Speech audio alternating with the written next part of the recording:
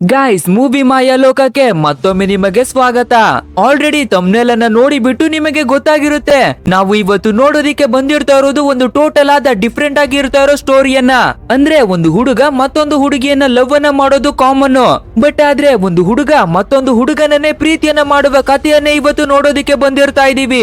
And ಈ ರೀತಿಯಾಗಿ ಇರ್ತಾ ಇರೋ ಹುಡುಗರ ಪ್ರೀತಿಯನ್ನ ತೋರಿಸುವ ಮೂವಿಯನ್ನ ಎಕ್ಸ್ಪ್ಲೇನ್ ಅನ್ನ ಮಾಡಿಕೊಡಿ ಅನ್ನೋದಾಗಿ ನಮ್ಮ ಒಬ್ರು ಸಬ್ಸ್ಕ್ರೈಬರ್ ತುಂಬಾನೇ ರಿಕ್ವೆಸ್ಟ್ ಅನ್ನ ಮಾಡಿ ಕೇಳಿಕೊಂಡಿರ್ತಾ ಇರೋದ್ರಿಂದ ಈ ಮೂವಿಯನ್ನ ತಂದಿರ್ತಾ ಇದ್ದೀನಿ. ಅಲ್ಲದೆ ಈ ಮೂವಿಯಲ್ಲಿ ಇರ್ತಾ ಇರೋ ಹೀರೋ ಯಾರು ಗೊತ್ತಾ? ಡ್ಯೂನ್ ಮೂವಿಯಲ್ಲಿ ತುಂಬಾನೇ ಬ್ಯೂಟಿಫುಲ್ ಆಗಿ ಇರ್ತಾ ಇರೋ ಹೀರೋ ಇರ್ತಾ ಇದ್ದಾನೆ ಅಲ್ವಾ, ಅವರೇನೆ ಈ ಮೂವಿಯ ಹೀರೋ. ಈ ರೀತಿಯಾದ ಗೇ ಲವ್ ಅನ್ನ ಈ ಸಮಾಜ ಹೇಗೆ ಸ್ವೀಕಾರವನ್ನ ಮಾಡುತ್ತೆ ಅಂಡ್ ಅವರ ಫ್ಯಾಮಿಲಿ ಅವರು ಹೇಗೆ ಇದನ್ನ ರಿಸೀವ್ ಅನ್ನ ಮಾಡ್ತಾರೆ, ಕೊನೆಗೆ ಅವರಿಬ್ರು ಒಂದಾದ್ರ ಅವರ ಪ್ರೀತಿ ಗೆಲ್ತಾ ಇಲ್ವಾ ಅನ್ನೋದನ್ನೇ ನೋಡೋಣ. ಅಂಡ್ ಆ ಮೂವಿ ಬೇರೆ ಯಾವುದುವೇ ಅಲ್ಲ, 2017 ನಲ್ಲಿ ರಿಲೀಸ್ ಆಗಿರ್ತಾ ಇರೋ ಕಾಲ್ me by your name. And ಇದ್ರ ಬಗ್ಗೆ ಮಾತಾಡೋದು ತುಂಬಾನೇ ಇರ್ತಾ ಇದೆ. ಸೊ ವಿಡಿಯೋದ ಕೊನೆಯಲ್ಲಿ ಮಾತಾಡೋಣ.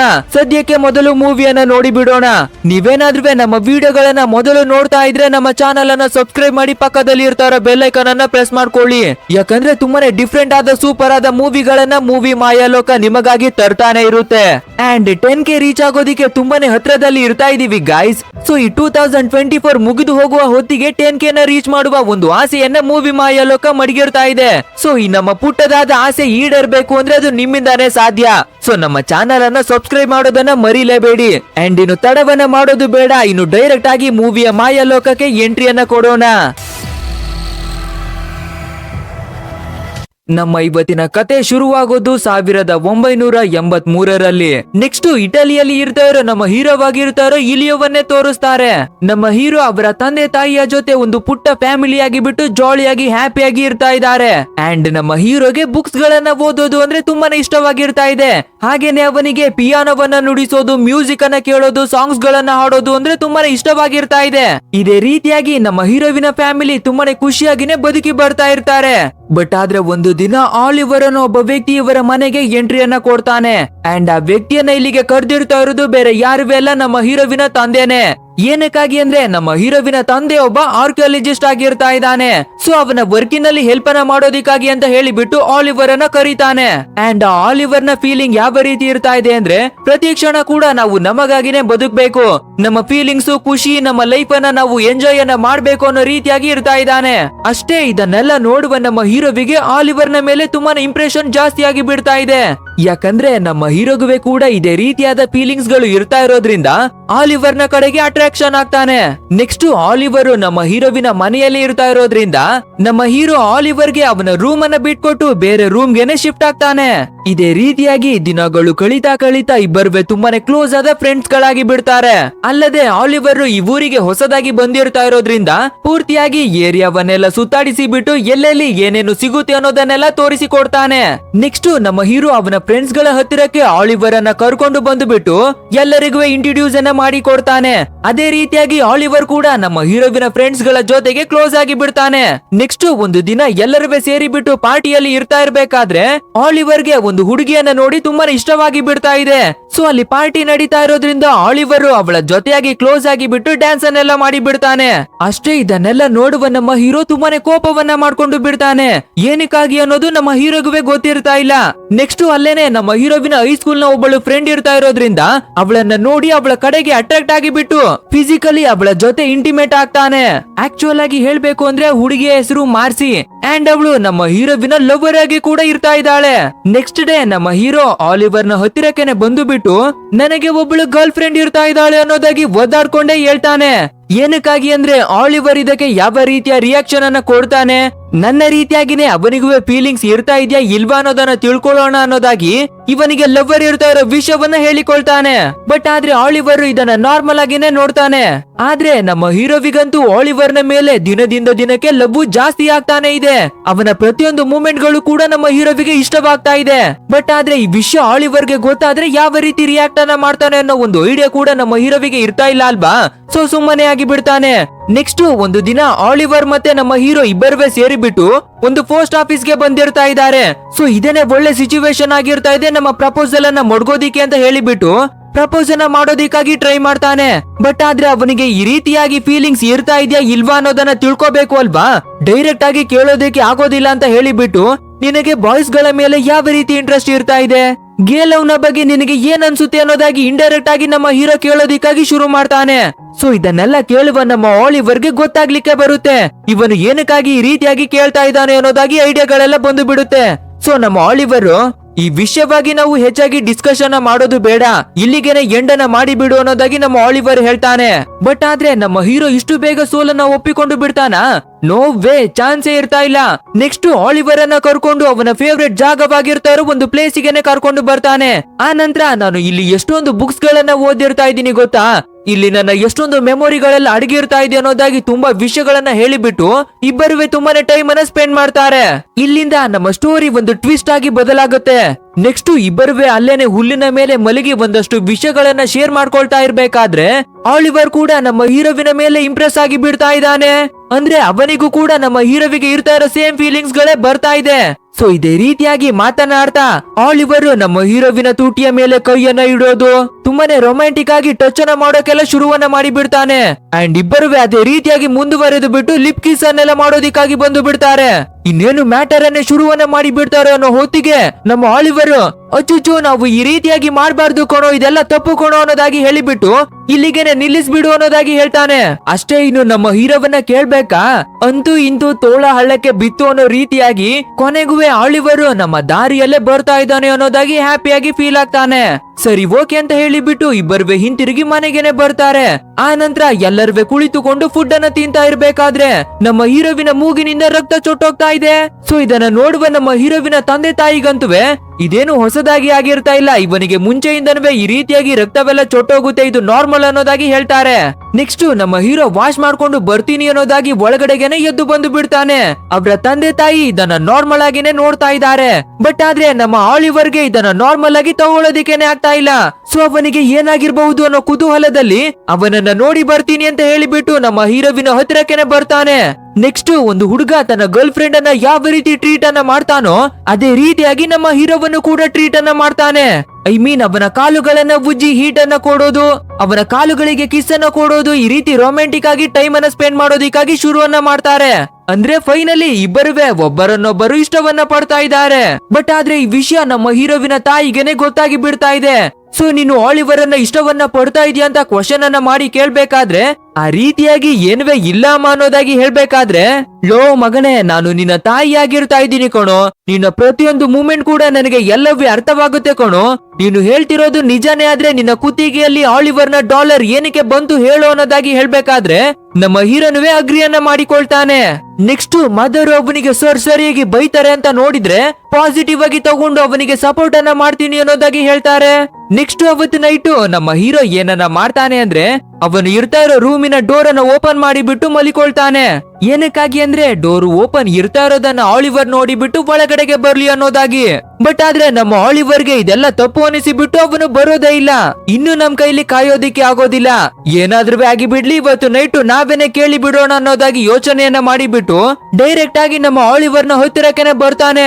ಆ ರೀತಿ ಬಂದು ಬಿಟ್ಟು ಆಲಿವರ್ ಅನ್ನ ಟೆಂಪ್ಟ್ ಅನ್ನ ಮಾಡಿ ಬಿಡ್ತಾನೆ. ಸೊ ಆಲಿವರ್ ಕೂಡ ನಾನು ನಿನಗೆ ಒಂದು ಕಿಸ್ ಅನ್ನ ಕೊಡ್ಲಾ ಅನ್ನೋದಾಗಿ ಕೇಳ್ಬೇಕಾದ್ರೆ ಖಂಡಿತ ಕೊಡು ಅನ್ನೋದಾಗಿ ನಮ್ಮ ಹೀರೋನುವೆ ಹೇಳಿ ಬಿಡ್ತಾನೆ. ಅಷ್ಟೇ ಇಬ್ಬರುವೆ ಟೆಂಪ್ಟ್ ಆಗಿ ಬಿಟ್ಟು ಫಿಸಿಕಲ್ ಆಗಿ ಇಂಟಿಮೇಟ್ ಆಗಿ ಬಿಡ್ತಾರೆ.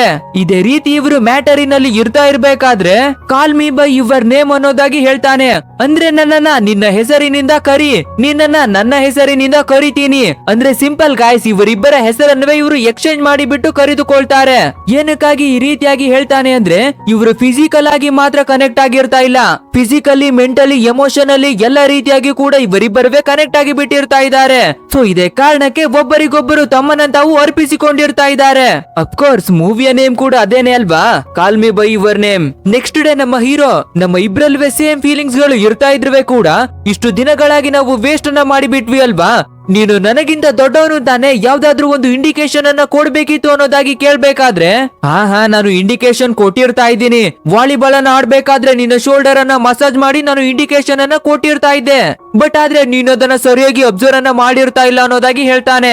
ಓ ಹೌದಾ, ಸಾರಿ, ನನಗೆ ಅದು ಗೊತ್ತಾಗಿರ್ತಾನೆ ಇಲ್ಲ ಅನ್ನೋದಾಗಿ ನಮ್ಮ ಹೀರೋ ಹೇಳಿಬಿಟ್ಟು ನೆಕ್ಸ್ಟ್ ಇಬ್ಬರುವೆ ಸೇರಿಬಿಟ್ಟು ಮತ್ತೆ ಪ್ರೀತಿಯನ್ನ ಮಾಡೋದಕ್ಕೆ ಶುರುವನ್ನ ಮಾಡಿಕೊಳ್ತಾರೆ. ಐ ಮೀನ್ ಮ್ಯಾಟರ್ ಅನ್ನ ಶುರುವನ್ನ ಮಾಡಿಕೊಳ್ತಾರೆ. ಅಷ್ಟೇ ಇನ್ ಮುಂದೆ ಎಲ್ಲೆಲ್ಲಿ ಜಾಗವೆಲ್ಲ ಸಿಗುತ್ತೆ ಸಿಗುತ್ತೋ ಪ್ರೈವಸಿ ಸಿಚುವೇಶನ್ ಎಲ್ಲೆಲ್ಲಿ ಸಿಗ್ತಾ ಹೋಗುತ್ತೋ ಅಲ್ಲೆಲ್ಲ ತುಂಬಾ ಪ್ರೀತಿಯನ್ನ ಮಾಡೋದಿಕ್ಕೆ ಶುರುವನ್ನ ಮಾಡಿಕೊಳ್ತಾರೆ. ಸೊ ಇದೇ ರೀತಿಯಾಗಿ ಇರ್ತಾ ಇರ್ಬೇಕಾದ್ರೆ ಒಂದು ದಿನ ನಮ್ಮ ಹೀರೋವಿಗೆ ಮಾರ್ಸಿ ಅನ್ನುವ ಗರ್ಲ್ ಫ್ರೆಂಡ್ ಇರ್ತಾ ಇದ್ದಾಳೆ ಅಲ್ವಾ, ಅವಳೇನೆ ಡೈರೆಕ್ಟ್ ಆಗಿ ಬಂದು ಬಿಟ್ಟು, ಏನು ನೀನು ಇಷ್ಟು ದಿನಗಳಾಗಿರ್ತಾ ಇದ್ರುವೆ ಒಂದಿನವೇ ನನ್ನನ್ನ ಮೀಟ್ ಮಾಡೋದಿಕ್ಕೆ ಬಂದಿರ್ತಾ ಇಲ್ವಲ್ಲ ಅಂತ ಕ್ವಶನ್ ಅನ್ನ ಮಾಡಿ ಕೇಳ್ಬೇಕಾದ್ರೆ ನಮ್ಮ ಹೀರೋ ಯಾವ್ದೇ ಆನ್ಸರ್ ಅನ್ನುವೇ ಮಾಡ್ತಾ ಇಲ್ಲ. ಸೊ ನಾನು ಇನ್ನುವೇ ನಿನ್ನ ಗರ್ಲ್ ಫ್ರೆಂಡ್ ಆಗಿ ಇರ್ತಾ ಇದ್ದೀನ ಇಲ್ವಾ ಅಂತ ಕ್ವಶನ್ ಅನ್ನ ಕೇಳಿದ್ರೆ ಅದಕ್ಕೂ ನಮ್ಮ ಹೀರೋ ಯಾವ್ದೇ ಆನ್ಸರ್ ಅನ್ನುವೇ ಕೊಡ್ತಾನೆ ಇಲ್ಲ. ಅಷ್ಟೇ ಮಾರ್ಸಿ ತುಂಬಾನೇ ಬೇಜಾರನ್ನ ಮಾಡ್ಕೊಂಡು ಅಲ್ಲಿಂದ ಹೊರಟೋಗಿ ಬಿಡ್ತಾಳೆ. ಇನ್ನೊಂದ್ ಕಡೆಯಲ್ಲಿ ನಮ್ಮ ಹೀರೋವಿನ ತಂದೆ ತಾಯಿ ತುಂಬಾನೇ ಟೆನ್ಷನ್ ಆಗಿ ಬಿಡ್ತಾ ಇದ್ದಾರೆ. ಇಲ್ಲಿಗೆ ಆಲಿವರ್ ಯಾವ ಡ್ಯೂಟಿಯನ್ನ ಮಾಡೋದಿಕ್ಕೆ ಬಂದಿರ್ತಾ ಇದ್ನೋ ಅದು ಮುಗಿದು ಹೋಗಿ ಬಿಟ್ಟಿರ್ತಾ ಇದೆ. ಅಂದ್ರೆ ಅವನು ವಾಪಸ್ ಹೋಗುವ ಸಮಯ ಬಂದು ಬಿಟ್ಟಿರ್ತಾ ಇದೆ. ಬಟ್ ಆದ್ರೆ ಅವ್ರಿಬ್ರುವೆ ತುಂಬಾನೇ ಲವ್ ಅನ್ನ ಮಾಡ್ತಾ ಇದ್ದಾರೆ ಅಲ್ವಾ, ಏನನ್ನ ಮಾಡೋದು, ನಮ್ಮ ಮಗ ಇದನ್ನ ಹೇಗೆ ತಡ್ಕೊಳ್ತಾನೆ ಅನ್ನೋದಾಗಿ ಇಬ್ಬರುವೆ ಡಿಸ್ಕಷನ್ ಅನ್ನ ಮಾಡಿಬಿಟ್ಟು ಆಲಿವರ್ ಹಿಂದಿರುಗಿ ಹೋಗುವ ಮುಂಚೆ ನಮ್ಮ ಮಗನ ಜೊತೆಯಾಗಿ ಒಂದು ಟ್ರಿಪ್ ಅನ್ನ ಎಂಜಾಯ್ ಮಾಡಿ ಬರ್ಲಿ ಅಂತ ಹೇಳಿಬಿಟ್ಟು ಒಂದು 3 ದಿನಗಳ ಟ್ರಿಪ್ ಅನ್ನ ಅರೇಂಜ್ ಮಾಡಿಬಿಟ್ಟು ಇಬ್ಬರನ್ನವೇ ಕಳುಹಿಸಿ ಕೊಡ್ತಾರೆ. ನೆಕ್ಸ್ಟ್ ನಮ್ಮ ಹೀರೋ ಮತ್ತು ಆಲಿವರ್ ಇಬ್ಬರುವೆ ಸೇರಿಬಿಟ್ಟು ತುಂಬಾನೇ ಬ್ಯೂಟಿಫುಲ್ ಆದ ಜಾಗವನ್ನೆಲ್ಲ ಸುತ್ತಾಡಿಬಿಟ್ಟು ಅವರಿಬ್ಬರುವೆ ಎಲ್ಲಾ ಮೂವ್ಮೆಂಟ್ ಗಳನ್ನುವೆ ಎಂಜಾಯ್ ಅನ್ನ ಮಾಡಿಬಿಟ್ಟು ಇನ್ನಷ್ಟುವೆ ಕ್ಲೋಸ್ ಆಗಿ ಬಿಡ್ತಾರೆ. ಸೇಮ್ ಟು ಸೇಮ್ ಒಂದು ಕಪಲ್ ಯಾವ ರೀತಿ ಟ್ರಿಪ್ ಅನ್ನ ಎಂಜಾಯ್ ಅನ್ನ ಮಾಡುತ್ತೋ ಇಬ್ಬರುವೆ ಹೇಗೆ ಕ್ಲೋಸ್ ಆಗ್ತಾರೋ ಅದಕ್ಕಿಂತ ಇನ್ನುವೆ ಸೂಪರ್ ಆಗಿನೇ ಕ್ಲೋಸ್ ಆಗಿ ಬಿಡ್ತಾರೆ. ನೆಕ್ಸ್ಟ್ ಟ್ರಿಪ್ ಅನ್ನೆಲ್ಲ ಜಾಲಿಯಾಗಿನೇ ಮುಗಿಸಿ ಬಿಟ್ಟು ಹಿಂತಿರುಗಿ ವಾಪಸ್ ಬರ್ತಾರೆ. ಅಂಡ್ ಆಲಿವರ್ ಕೂಡ ವಾಪಸ್ಸು US ಗೆ ಹೋಗುವ ದಿನ ಕೂಡ ಬಂದು ಬಿಟ್ಟಿರ್ತಾ ಇದೆ. ಸೊ ನಮ್ಮ ಹೀರೋವಿನ ಹತ್ರ ಇವಾಗ ಬೇರೆ ಯಾವ್ದೇ ಆಪ್ಷನ್ ಇರ್ತಾ ಇಲ್ಲ. ಆದ್ರಿಂದ ಆಲಿವರ್ ಅನ್ನ ಕಳ್ಸ್ಕೊಡೋದಿಕ್ಕಾಗಿ ರೈಲ್ವೆ ಸ್ಟೇಷನ್ ಗೆನೆ ಬರ್ತಾನೆ. ಬಟ್ ಆದ್ರೆ ಆಲಿವರ್ ಅನ್ನ ಕಳ್ಸ್ಕೊಡೋದಿಕ್ಕೆ ನಮ್ಮ ಹೀರೋವಿಗೆ ಒಂದು ಸ್ವಲ್ಪವೇ ಇಷ್ಟವಿದ್ದಿರ್ತಾ ಇಲ್ಲ. ಅಂಡ್ ನಮ್ಮ ಹೀರೋವನ್ನ ಬಿಟ್ಟು ಹೋಗೋದಿಕ್ಕೆ ಆಲಿವರ್ಗೂ ಕೂಡ ಒಂದು ಚೂರುವೆ ಇಷ್ಟವಿದ್ದಿರ್ತಾ ಇಲ್ಲ. ಆ ರೀತಿಯಾಗಿ ತುಂಬಾನೇ ಇಬ್ಬರುವೆ ಸೀರಿಯಸ್ ಆಗಿನ ಲವ್ ಅನ್ನ ಮಾಡ್ತಾ ಇದ್ದಾರೆ ಅಲ್ವಾ. ಬಟ್ ಆದ್ರೆ ಏನನ್ನುವೆ ಮಾಡೋದಿಕ್ಕೆ ಆಗೋದಿಲ್ಲ ಅಲ್ವಾ. ಆದ್ರಿಂದ ಆಲಿವರ್ ಕೂಡ ತುಂಬಾನೇ ಬೇಜಾರಿನಲ್ಲಿನೇ ಹೊರಟು ಬಿಡ್ತಾನೆ. ನಮ್ಮ ಹೀರೋವಿನ ಹಾರ್ಟ್ ಅಂತೂ ಅಲ್ಲೇನೆ ಬ್ರೇಕ್ ಆಗಿ ಬಿಟ್ಟು ಕುಸಿದು ಬಿದ್ದು ಬಿಡ್ತಾನೆ. ನೆಕ್ಸ್ಟ್ ಅವನ ಮದರ್ಗೆ ಕಾಲ್ ಅನ್ನ ಮಾಡಿಬಿಟ್ಟು, ಅಮ್ಮ ನನಗೆ ತುಂಬಾನೇ ನೋವಾಗ್ತಾ ಇದೆ, ನನ್ನ ಮನೆಗೆ ಕರ್ಕೊಂಡು ಹೋಗಿ ಬನ್ನಿ ಅನ್ನೋದಾಗಿ ಜೋರಾಗಿ ಅಳ್ತಾ ಇದ್ದಾನೆ. ನಂತರ ನಮ್ಮ ಹೀರೋ ಟೋಟಲ್ ಆಗಿ ಅವನ ಲವ್ ಅನ್ನ ಕಳ್ಕೊಂಡು ಬಿಟ್ಟು ಫುಲ್ ದೇವದಾಸ್ ಆಗಿ ಬಿಟ್ಟು ಯಾವಾಗ್ಲೂ ಡಿಪ್ರೆಷನ್ ನಲ್ಲೇ ಇರ್ತಾ ಇದ್ದಾನೆ. ಸೊ ಇದೇ ರೀತಿಯಾಗಿ ಇರ್ತಾ ಇರ್ಬೇಕಾದ್ರೆ ಒಂದು ದಿನ ನಮ್ಮ ಹೀರೋವಿಗೆ ಮಾರ್ಸಿ ಅನ್ನುವ ಲವರ್ ಇರ್ತಾ ಇದ್ಲು ಅಲ್ವಾ, ಅವಳೇನೆ ಬಂದು ಬಿಟ್ಟು, ನೀನು ಈ ರೀತಿಯಾಗಿ ಏನಕ್ಕಾಗಿ ಇರ್ತಾ ಇದೆಯಾ ಅನ್ನೋ ಎಲ್ಲ ವಿಷಯಗಳು ನನಗೆ ಗೊತ್ತಾಗಿರ್ತಾ ಇದೆ ಕಣೋ. ಸೊ ನಾನು ನಿನ್ನ ಫೀಲಿಂಗ್ಸ್ ಗಳನ್ನ ರೆಸ್ಪೆಕ್ಟ್ ಅನ್ನ ಮಾಡ್ತೀನಿ, ಆದ್ರಿಂದ ಲೈಫ್ ಲಾಂಗ್ ನಿನ್ನ ಫ್ರೆಂಡ್ ಆಗಿ ಇರೋದಿಕ್ಕೆ ಇಷ್ಟವನ್ನ ಪಡ್ತೀನಿ ಅಂತ ಹೇಳ್ಬೇಕಾದ್ರೆ ನಮ್ಮ ಹೀರೋ ಕೂಡ ಅವಳನ್ನ ಫ್ರೆಂಡ್ ಅನ್ನ ಮಾಡಿಕೊಳ್ತಾನೆ. ಬಟ್ ಆದ್ರೂ ನಮ್ಮ ಹೀರೋವಿಗೆ ಇನ್ನುವೇ ಡಿಪ್ರೆಷನ್ ಇಂದ ಹೊರಗಡೆಗೆ ಬಂದಿರೋದಿಕ್ಕೆ ಸಾಧ್ಯವೇ ಆಗ್ತಾ ಇಲ್ಲ. ಆಲಿವರ್ ಅನ್ನ ತುಂಬಾನೇ ಮಿಸ್ ಅನ್ನ ಮಾಡ್ಕೊಂಡು ಯಾವಾಗ್ಲೂ ಇನ್ನುವೇ ಬೇಜಾರಿನಲ್ಲೇ ಇರ್ತಾ ಇದ್ದಾನೆ. ಸೊ ಇದನ್ನ ನೋಡುವ ನಮ್ಮ ಹೀರೋವಿನ ತಂದೆ ಕರೆದು ಬಿಟ್ಟು, ನೋಡಪ್ಪ, ಜೀವನದಲ್ಲಿ ಪ್ರಾಬ್ಲಮ್ಸ್ ಅನ್ನೋದು ಯಾವತ್ತೂ ಇದ್ದಿದ್ದೆ. ಒಂದು ಪ್ರಾಬ್ಲಮ್ ಅನ್ನ ಸಾಲ್ವ್ ಅನ್ನ ಮಾಡಿದ್ರೆ ಮತ್ತೊಂದು ಪ್ರಾಬ್ಲಮ್ ರೆಡಿ ಆಗಿರುತ್ತೆ ಕಣೋ. ಹಾಗಂತ ಒಂದೇ ಒಂದು ಪ್ರಾಬ್ಲಮ್ ಗೆ ಸಿಕ್ಕಾಕೊಂಡು ಬಿಟ್ಟು ನಮ್ಮ ಜೀವನವೇ ಮುಗಿದು ಹೋಗಿ ಬಿಡ್ತು ಅಂತ ಅನ್ಕೊಳ್ಳೋದು ಮೂರ್ಖತನ. ನಿನ್ಗೆ ಆ ಪ್ರೀತಿ ಬೇಕು ಅಂದ್ರೆ ಮತ್ತೆ ಪ್ರಯತ್ನವನ್ನ ಮಾಡು, ಖುಷಿಯಾಗಿರು, ಹ್ಯಾಪಿ ಆಗಿರು, ಎಲ್ಲವನ್ನುವೆ ಜಾಲಿಯಾಗಿನೇ ಹ್ಯಾಂಡಲ್ ಅನ್ನ ಮಾಡು, ಮತ್ತೆ ನಿನಗೆ ಸಿಕ್ಬಹುದು ಅಲ್ವಾ ಅಂತ ಹೇಳ್ಬೇಕಾದ್ರೆ ನಮ್ಮ ಹೀರೋ ಕೂಡ ಸರಿ ಆಯ್ತು ಅಂತ ಎಲ್ಲವನ್ನ ಅಗ್ರಿಯನ್ನ ಮಾಡ್ಕೊಂಡು ನೆಕ್ಸ್ಟ್ ಅವನ ಲೈಫ್ ಅನ್ನ ಜಾಲಿಯಾಗಿನೇ ಕಳಿಯೋಣ, ಹ್ಯಾಪಿಯಾಗಿ ಇರೋಣ ಅನ್ನೋದಾಗಿ ಡಿಸೈಡ್ ಅನ್ನ ಮಾಡಿಬಿಟ್ಟು ಇರ್ತಾನೆ. ಅಂಡ್ ನಮ್ಮ ಲವ್ ಅನ್ನ ಪಡ್ಕೊಳ್ಳೋದಿಕ್ಕೆ ನಾವು ಪ್ರತಿನಿತ್ಯ ಪ್ರಯತ್ನವನ್ನ ಮಾಡೋಣ, ಕಾಯೋಣ ಅನ್ನೋದಾಗಿ ಕಾನ್ಫಿಡೆಂಟ್ ಆಗಿನೇ ಇರ್ತಾ ಇದ್ದಾನೆ. ಬಟ್ ಆದ್ರೆ ಒಂದು ದಿನ ನಮ್ಮ ಹೀರೋವಿಗೆ ಆಲಿವರ್ ನ ಕಡೆಯಿಂದಾನೇ ಒಂದು ಕಾಲ್ ಬಂದಿರ್ತಾ ಇದೆ. ಸೊ ಪಿಕ್ ಮಾಡಿ ನೋಡ್ಬೇಕಾದ್ರೆ ಆಲಿವರ್ ಏನನ್ನ ಹೇಳಿ ಬಿಡ್ತಾನೆ ಅಂದ್ರೆ, ಇಲ್ಲಿ ಒಂದು ಹುಡುಗಿ ನನಗೆ ಪರಿಚಯವಾಗಿರ್ತಾ ಇದ್ದಾಳೆ, 1-2 ತಿಂಗಳಲ್ಲಿ ನಾವು ಮದುವೆಯನ್ನು ಕೂಡ ಆಗಿ ಬಿಡ್ತಾ ಇದೀವಿ ಅನ್ನೋದಾಗಿ ಹೇಳ್ತಾ ಇದ್ದಾನೆ. ಅಷ್ಟೇ ಇದನ್ನ ಕೇಳುವ ನಮ್ಮ ಹೀರೋವಿಗೆ ಅದನ್ನ ತಡ್ಕೊಳ್ಳೋದಿಕ್ಕೇನೆ ಆಗಿರ್ತಾ ಇಲ್ಲ. ನೀನು ಏನನ್ನ ಹೇಳ್ತಾ ಇದ್ಯಾ, ನಾವಿಬ್ಬರುವೆ ತುಂಬಾನೇ ಲವ್ವನ್ನ ಮಾಡ್ತಾ ಇರೋದು ನನ್ನ ತಂದೆ ತಾಯಿಗೂ ಕೂಡ ಗೊತ್ತಿರ್ತಾ ಇದೆ. ಅವರು ಅಗ್ರಿಯನ್ನ ಮಾಡಿರ್ತಾ ಇದ್ಮೇಲೆ ನೀನು ನನಗೆ ಮೋಸವನ್ನ ಏನಕ್ಕಾಗಿ ಮಾಡ್ತಾ ಇದೀಯ ಅಂತ ಕ್ವಶನ್ ಅನ್ನ ಮಾಡಿ ಕೇಳ್ಬೇಕಾದ್ರೆ ನೀನು ತುಂಬಾನೇ ಲಕ್ಕಿ ಕಣೋ, ನಿನ್ನ ಫ್ಯಾಮಿಲಿಯನ್ನ ನೀನು ಪಡ್ಕೊಳ್ಳೋದಿಕ್ಕೆ. ಒಂದ್ ವೇಳೆ ಈ ವಿಷಯ ಏನಾದ್ರೂ ನನ್ನ ತಂದೆ ತಾಯಿಗೆ ಗೊತ್ತಾಗಿರ್ತಾ ಇದ್ರೆ ನನ್ನನ್ನ ಚೆನ್ನಾಗಿ ಒಡೆದು ಬಿಟ್ಟು ಮನೆಯಿಂದ ಹೊರಗಡೆಗೆ ಹಾಕಿರ್ತಾ ಇದ್ರು. ಬಟ್ ಆದ್ರೆ ನಿನ್ನ ತಂದೆ ತಾಯಿ ಹಾಗೆ ಇರ್ತಾ ಇಲ್ಲ ಕಣೋ. ನೀನು ಈ ರೀತಿಯಾಗಿ ಗೇ ಆಗಿರ್ತಾ ಇದೆಯಾ ಅಂತ ಗೊತ್ತಾದ್ಮೇಲೆ ಕೂಡ ನಿನಗೆ ಮೋಟಿವೇಶನ್ ಅನ್ನ ಮಾಡಿಬಿಟ್ಟು ಸಪೋರ್ಟ್ ಅನ್ನ ಮಾಡಿರ್ತಾ ಇದ್ದಾರೆ. ಹಾಗೇನೆ ನಮ್ಮ ವಿಷಯವನ್ನ ಮರೆತು ಬಿಡು ಅನ್ನೋದಾಗಿ ಹೇಳಿಬಿಟ್ಟು ಕೋಳನೆ ಕಟ್ಟು ಮಾಡಿ ಬಿಡ್ತಾನೆ. ಇವಾಗ ತಾನೇ ನಮ್ಮ ಹೀರೋ ಎಲ್ಲದ್ರಿಂದನವೇ ಹೊರಗಡೆಗೆ ಬರೋಣ ಅಂತ ಚೇತರಿಸಿಕೊಳ್ತಾ ಇದ್ದ. ಅಷ್ಟೇ ಈ ರೀತಿಯಾಗಿ ಆಲಿವರ್ ಹೇಳಿರ್ತಾ ಇರೋದ್ರಿಂದ ಅವನ ಮನಸ್ಸೇ ಮುರಿದು ಹೋಗಿ ಬಿಡ್ತಾ ಇದೆ. ಸೊ ನೆಕ್ಸ್ಟ್ ನಮ್ಮ ಹೀರೋ ತುಂಬಾನೇ ಬೇಜಾರಾಗಿ ಬಿಟ್ಟು ಹೊತ್ಕೊಂಡೆ ಎಲ್ಲ ವಿಷಯಗಳನ್ನೇ ಯೋಚನೆಯನ್ನ ಮಾಡೋದಿಕ್ಕೆ ಶುರು ಮಾಡ್ತಾನೆ. ಈ ಒಂದು ರಿಲೇಶನ್ಶಿಪ್ ನನಗೆ ತುಂಬಾನೇ ಬುದ್ಧಿಯನ್ನ ಕಲಿಸಿರ್ತಾ ಇದೆ, ಹಾಗೇನೆ ನಾನು ಮೆಚ್ಯೂರ್ ಆಗೋದಿಕ್ಕೂ ಕೂಡ ಹೆಲ್ಪ್ ಅನ್ನ ಮಾಡಿರ್ತಾ ಇದೆ ಅನ್ನೋದಾಗಿ ಯೋಚಿಸಿ ಬಿಟ್ಟು ನಮ್ಮ ಪ್ರಕಾರ ನಿಜವಾದ ಪ್ರೀತಿ ಅಂದ್ರೆ ಆಲಿವರ್ ನ ಜೊತೆ ಎಲ್ಲಾ ಮೂಮೆಂಟ್ ಗಳನ್ನ ಎಂಜಾಯ್ ಮಾಡಿರ್ತಾ ಇದೀವಿ ಅಲ್ವಾ, ಅದೇನೆ ನಮ್ಮ ಲೈಫಿನ ರಿಯಲ್ ಆದ ಲವ್ ಅನ್ನೋದಾಗಿ ಎಲ್ಲವನ್ನ ಫೀಲ್ ಮಾಡ್ತಾನೆ. ಅಂಡ್ ಈ ಮೂವಿಗೆ ಆಸ್ಕರ್ ಅವಾರ್ಡ್ ಕೂಡ ಸಿಕ್ಕಿರ್ತಾ ಇದೆ. ಈ ಮೂವಿಯ ಒಂದು ರಿಯಲ್ ಆದ ಮೆಸೇಜ್ ಏನು ಅಂದ್ರೆ, ನಾವು ಬೇರೆಯವರ ಫೀಲಿಂಗ್ಸ್ ಗಳನ್ನ ಕೀಳಾಗಿ ಅಥವಾ ತಮಾಷೆಯಾಗಿ ನೋಡ್ಲೇಬಾರ್ದು. ನಮ್ಮ ಹೀರೋ ಮತ್ತೆ ಆಲಿವರ್ ಇಬ್ಬರುವೆ ಫಿಸಿಕಲ್ ಆಗಿ ಕೂಡ ಇಬ್ಬರುವೆ ಇಂಟಿಮೇಟ್ ಆಗಿರ್ತಾ ಇದ್ದಾರೆ. ಆದ್ರೂ ನಮ್ಮ ಹೀರೋವಿನ ತಂದೆ ತಾಯಿ ಏನಕ್ಕಾಗಿ ಸಪೋರ್ಟ್ ಅನ್ನ ಮಾಡಿರ್ತಾ ಇದ್ದಾರೆ ಅಂದ್ರೆ, ಅವರಿಬ್ಬರುವೆ ಮನಸಾರೆ ಒಪ್ಪಿ ಬಿಟ್ಟು ಆ ರೀತಿ ಇಂಟಿಮೇಟ್ ಆಗಿರ್ತಾ ಇದ್ದಾರೆ. ಅಂಡ್ ಈ ಪ್ರೀತಿ ಮತ್ತೆ ಫೀಲಿಂಗ್ಸ್ ಗಳು ಅನ್ನೋದು ಹೃದಯದಿಂದ ಹುಟ್ಟೋದು ಅಲ್ವಾ, ನಾವ್ ಅದನ್ನ ಕಂಟ್ರೋಲ್ ಅನ್ನ ಮಾಡ್ಬೇಕು ಅನ್ಕೊಂಡ್ರೆ ಕೂಡ ಕಂಟ್ರೋಲ್ ಅನ್ನ ಮಾಡೋದಿಕ್ಕೆ ಆಗೋದಿಲ್ಲ. ಯಾಕಂದ್ರೆ ಪ್ರೀತಿ ಹುಟ್ಟೋದು ಹೃದಯದಿಂದ. ಅದು ಒಂದು ಹುಡುಗನಿಗೆ ಹುಡುಗಿಯ ಮೇಲಾಗ್ಲಿ ಅಥವಾ ಹುಡುಗನಿಗೆ ಹುಡುಗನ ಮೇಲಾಗ್ಲಿ, ಪ್ರೀತಿ ಯಾವಾಗ್ಲೂ ಪ್ರೀತಿನೇ ಆಗಿರುತ್ತೆ.